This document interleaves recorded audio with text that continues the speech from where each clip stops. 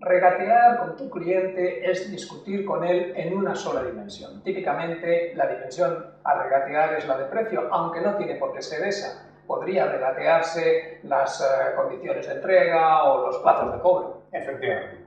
Antes de entrar en un proceso de regateo, el vendedor tiene que plantearse dos cuestiones. La primera es si el cliente merece la pena, entrar al proceso de regateo con este cliente. La segunda es, ¿cuál es el precio mínimo al que quiero vender, al que estoy dispuesto a vender? Para responder a la primera pregunta tenemos que hacer tres consideraciones. Y estas son, ¿es el cliente valioso para nosotros?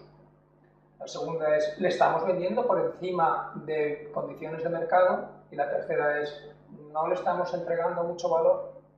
Cuando se den estas tres condiciones simultáneamente, porque ¿qué sentido tiene el entrar a un proceso de regateo con un cliente poco valioso para la empresa?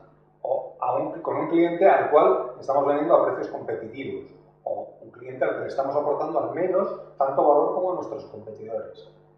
Si os fijáis, si hacéis la lista, os van a salir muy poquitos clientes con los que regatear. Aún así, existe esa lista, o puede existir esa lista, con pocos clientes. Lo que nos tememos es que muchas veces los vendedores utilizan el arma del regateo con una frecuencia muy elevada. Entonces, tener claro si el cliente merece la pena. Lo segundo, decíamos, es tener muy claro cuál es el precio mínimo al que estoy dispuesto a vender.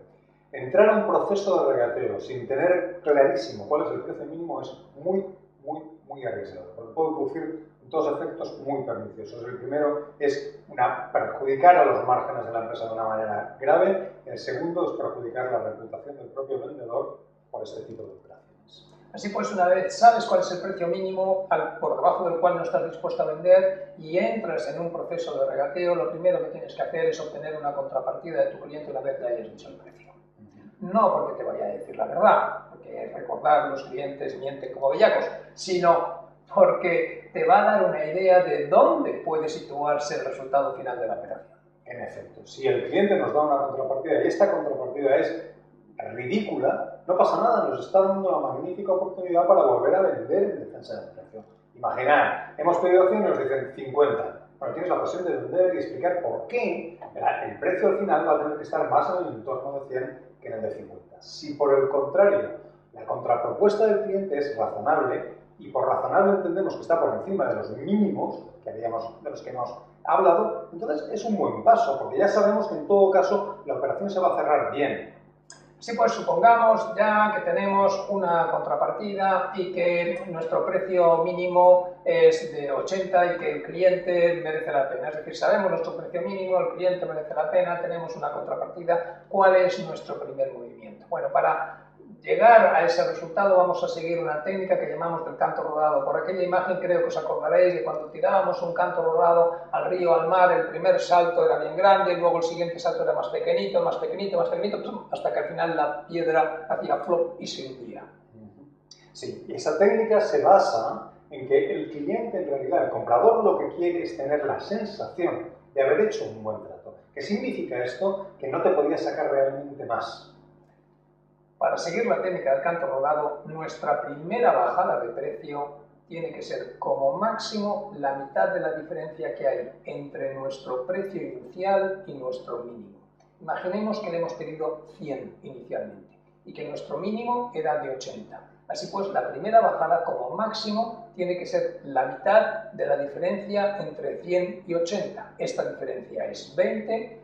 La mitad de 20 es 10, así pues como máximo bajaremos 10 y le diremos a nuestro cliente, te lo dejo por 90.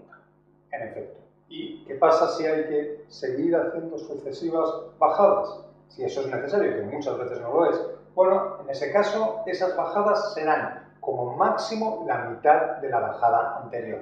Si en la primera bajada hemos bajado 10, en la segunda máximo bajaremos 5, que es la mitad. 90 a 85. Y la siguiente, 2,5 a 82,5. La siguiente, 1,25 a 81,25.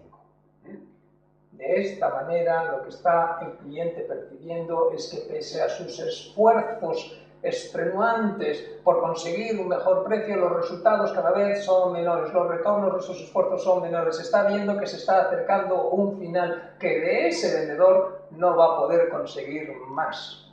¿Por qué decimos que esta técnica del canto rodado es una técnica profesional de regateo? Porque cuando se utiliza consigue los objetivos. Por una parte, que el vendedor no venda por debajo, nunca, en ningún caso, de su precio mínimo, y por otra parte, que el comprador quede con la sensación de haber obtenido un buen trato.